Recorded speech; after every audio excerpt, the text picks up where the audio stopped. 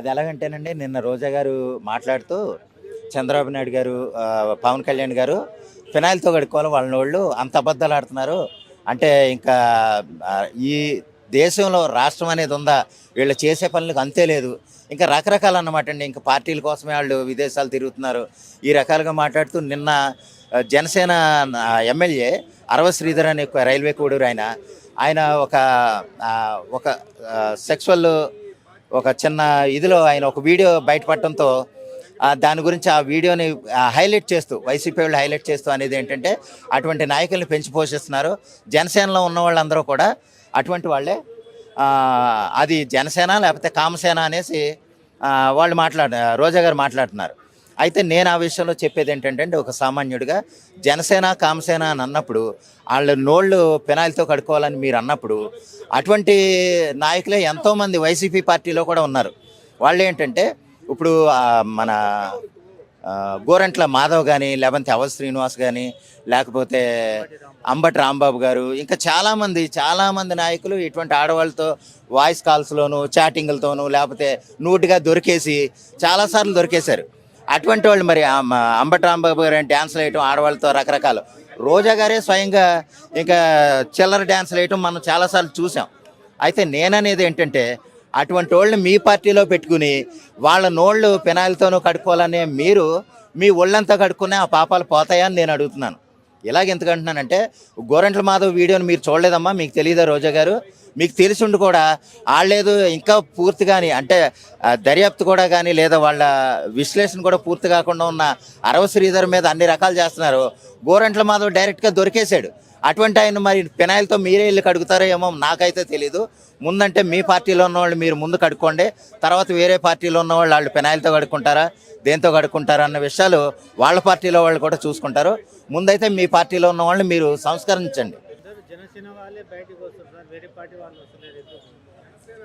జనసేన అంటేనండి ఆల్రెడీ ఎలాగంటే ఇదొక ప్రతి సందర్భంలోనూ ఎవరైతే అధికారంలో ఉంటే వాళ్ళ మీద ఫోకస్ ఎక్కువ ఉంటుంది.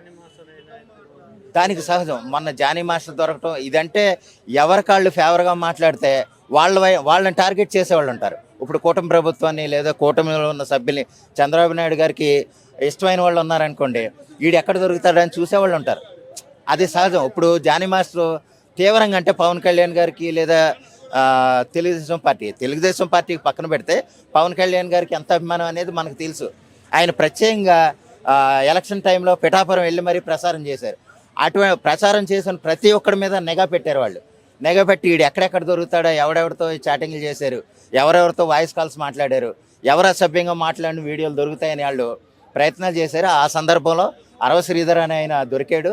దొరికిన తగ్గట్టుగానే ఇంతకే ఆ అమ్మాయిని కూడా దాని వెనకాల ఎవరున్నారనేది వైసీపీ వాళ్ళకే ముఖ్యంగా తెలుసు. జనసేన వాళ్ళకంటే వైసీపీ వాళ్ళకే వాళ్ళ నాయకులు ఉన్నారా, ఎవరున్నారో దాని వెనకాలండి ఎవరెవరు నడిపిస్తున్నారనేది వైసీపీ వాళ్ళకే బాగా తెలుసు. ఆ సందర్భంలో నిన్న నా అమ్మాయిని కూడా మన ప్రెస్ మీట్లో పెట్టినప్పుడు నాకు 5 సార్లు అభాషణ అయిందంటాం అనేది చెప్పింది. కానీ అది కరెక్ట్ కాదు. ఆవిడేదో చెప్పించారు అలాగా.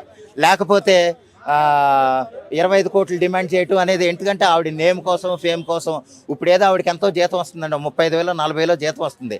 ఆ 40 జీతం 40 లక్షలు వచ్చేస్తుందేమో అని అనుకుందేమో 25 కోట్లు డిమాండ్ చేసింది. 25 కోట్లు డిమాండ్ చేసేటప్పుడు ఆ టర్మ్స్ దెబ్బతినేటప్పటికి ఏమైందంటే, ఓకే నేను అడ్డం తిరిగితేనే కానీ పని లేదు.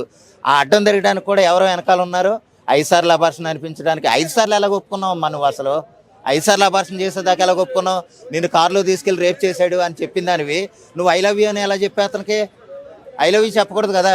అంటే ఐ లవ్ యూ చెప్పావు అంటే నీకు ఎంతో బాగా ఎక్కువైపోయే చెప్పావు, నీకు చాలా ఇష్టమైపోయే చెప్పావు.